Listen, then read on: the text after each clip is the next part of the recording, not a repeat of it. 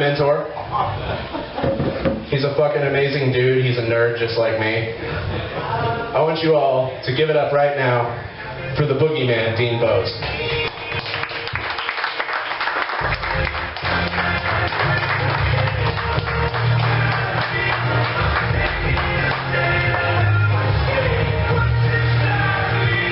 All right, Cafe Acoustic, let me hear you make a little noise out there. Daddy's feeling good tonight. I can see you looking at me, ma'am. I know exactly what you're thinking. Man, that fucker's fat. Hey, I know I'm overweight, okay? When I first got into stand-up comedy, I went to see my doctor. Asked him how I could look thinner on stage. He said, you need to go on a diet. I said, is there another option? He said, you could wear all black. I like that option, okay? I don't understand diets. Here's my concept of a diet real quick. If I go through the McDonald's drive-thru and I don't supersize the extra value meal, that fucking counts. That's a diet right there. And around here, you folks don't even play when someone's overweight. I asked the bartender how to get to 229. He said, I don't know, try Slim Fast. If you're laughing at that, I hate you, and I want you to know that shit right now. My name is Dean, like you said. They call me the Boogeyman. They also call me the Nerdfather. I've been a nerd my entire life. In fact, the fact that I am here tonight means that somewhere in Kansas City, at a Dungeons and Dragons game, there is an empty chair, and that's just fucking sad, isn't it?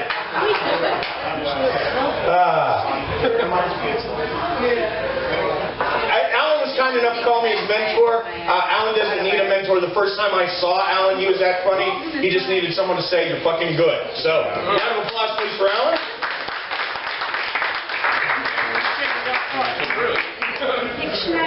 Sooner or later, I'll get this cord off this damn thing so I can move. There we go. Well, like I said, I know I'm fat, I know I'm overweight, but I don't worry about that shit anymore because my heroes are all overweight guys. You might like some of these guys too. Guys like Jim Belushi. Yeah! A couple Jim Belushi fans in the crowd. Welcome to my show.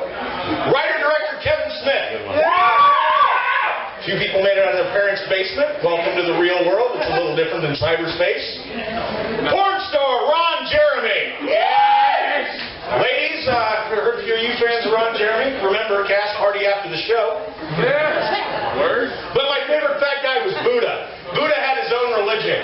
But if I had been Buddha, I would have done one thing a little differently. That statue, you wouldn't rub the belly for luck. Come to Buddha. You want this, don't you? I can see you looking at it, licking your lips, touching yourself.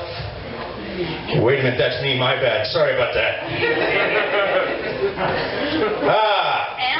Well, folks, give yourselves a round of applause for coming out supporting live comedy.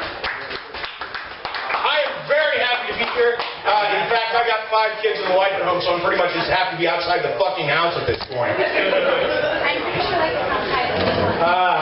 Love my wife very much. She married me. I'm a nerd. I'm a happy guy because of it, but well, just things haven't always worked out as well for us as I would have hoped. For example, the first time we made love, yeah, that didn't go the way I hoped it would go, okay? We've been making out for 30 minutes or 3 hours, and I can't tell you how long because I had a boner. And then she told me she was ready, because otherwise, ladies, how the fuck am I going to know, right? True. So at that moment, I'm going, okay, this is my chance, right? I know what I've got to do. And so I decided I wanted to impress her. How did I choose to impress her? I'll show you. Na, na, na, na, na.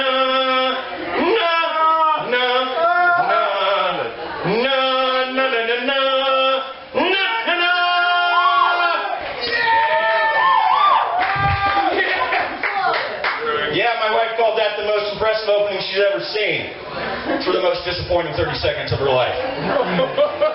It's all about you. I love my wife, but she doesn't always get me. Like, I'm a huge wrestling fan. Any of the wrestling fans? My wife is not a wrestling fan at all. Every Monday night I'm watching Raw. Every Monday night at some point she will drift in front of the television. Wrestling is fake.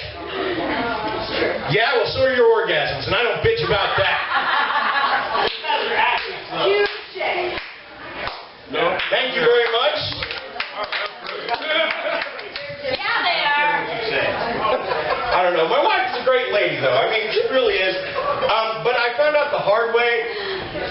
first time we were trying to have a child, that a woman who wants kids but isn't having them can get a little fucking crazy, okay? She used to scream at me all the time.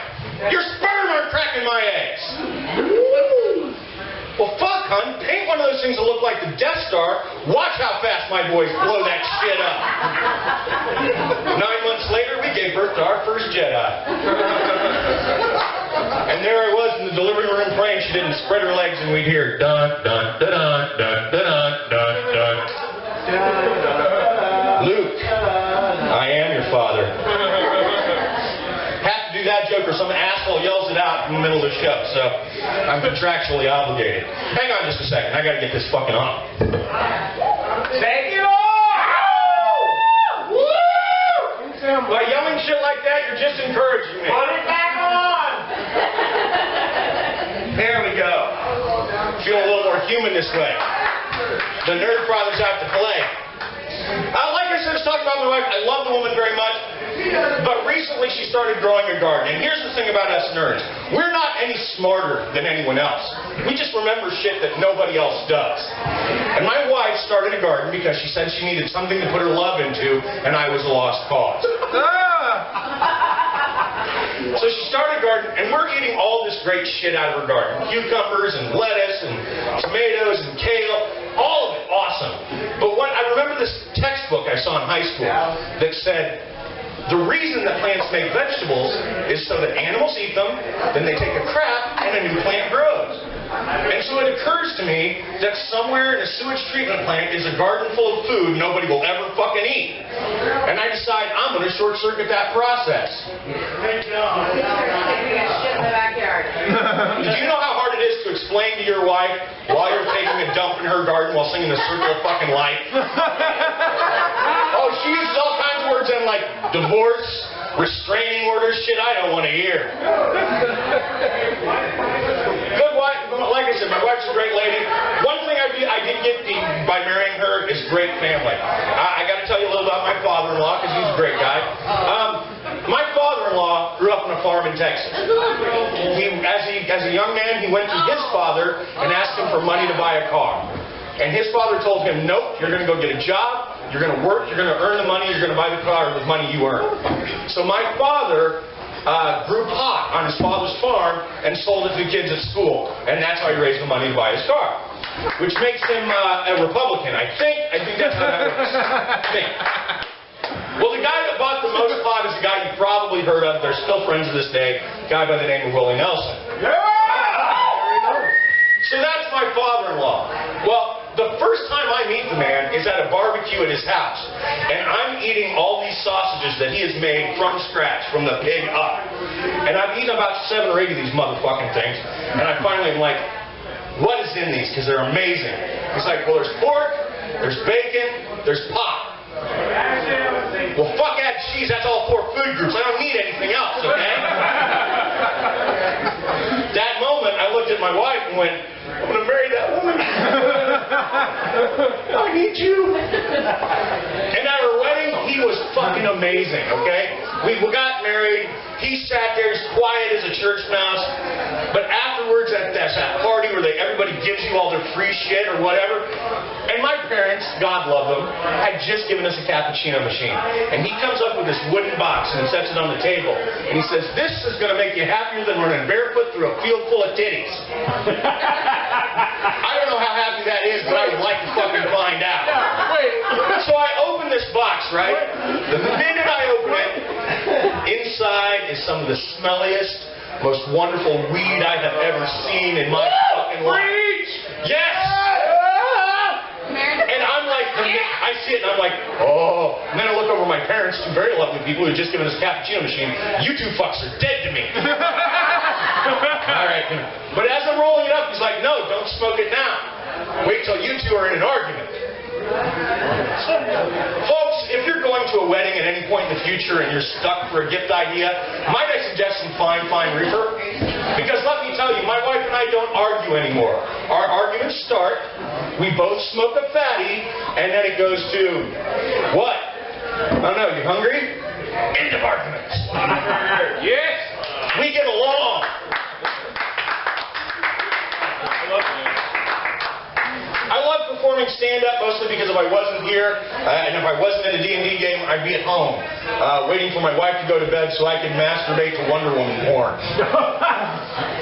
And if you didn't know there was such a thing as Wonder Woman porn, I just beat you in a nerd fight. Touche.